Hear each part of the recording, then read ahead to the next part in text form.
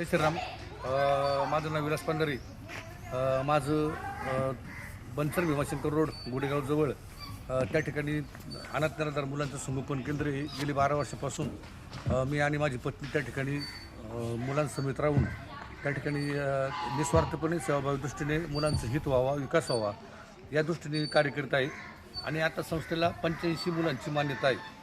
तर मला एक असं सांगायचं आहे का आता शासनानं बालसंगोपन योजना चालू केलेल्या आहेत आणि त्याच्यामध्ये साधारण 2400 रुपये दरमहा मुलांना दिले जातात. आणि बालसंगोपन योजना चालू केल्यामुळं काय झालं आहे का बालगृहामध्ये नवीन मुलं यायला म्हणजे दाखल होण्यासाठी जरा संख्या कमी होत चाललेली. आणि तसं पाहायला गेलं तर अनेक ठिकाणी बालगृहांमध्ये रिक्त जागासुद्धा आहेत. तर एकंदरीत काय झाले, आत्ता सध्या मागच्या महिन्यापूर्वी किंवा 2 महिन्यापूर्वी मंत्रालयातील कक्ष अधिकारी यांनी महाराष्ट्र राज्यामध्ये अनेक संस्था अनेक बालगृह चालवायला मान्यता दिलेली. तर ह्या ज्या मान्यता दिल्यात तर ह्या मान्यता कोणत्याही प्रकारची पेपरला जाहिरात वगैरे नाही. आणि एका बाजूला पाहिलं तर बालगृहांमध्ये जागा रिक्त आहेत.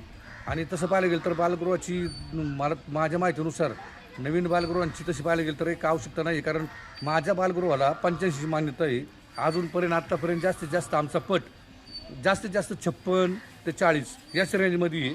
56च्या वर मुलं या ठिकाणी अजूनपर्यंत 85पर्यंत माझा पट पूर्ण झालेला नाही आहे. आणि एकच याच ठिकाणी एक परिसरामध्ये एक बालगृह त्यालासुद्धा कक्ष अधिकारी साहेबांनीच मान्यता दिल्याचं मला दिसून आलेलं आहे. आणि त्या ठिकाणी 100 मुलांची मान्यता दिली. आणि 100 मुलांची मान्यता दिली त्यावेळेस मी स्वतः ज्यावेळेस त्या बालगृहाला जाऊन भेट दिली तर त्या ठिकाणी फक्त एक संडास आणि एकच बाथरूम आहे.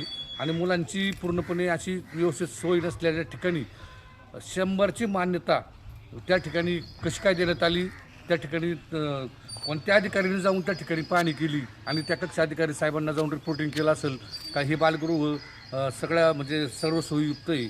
तर या ठिकाणी जे काय कक्ष अधिकारी साहेबांनी जे राज्यामध्ये जे नवीन बालगृह सुरू करायला जी काय परवानगी दिलेली आहे त्या परवानगीविषयी माझं एक म्हणणं असं आहे का एक संडास आणि एक बाथरूम असताना 100 मुलांची मान्यता दिली कशी काय.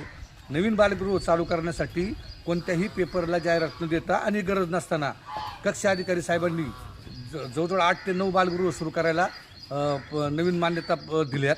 त्या कोणत्या निकषानुसार देण्यात आल्या, त्या का देण्यात आल्या याचा तपास होणं मला तर वाटतं महत्त्वाचं आहे. जय श्रीराम.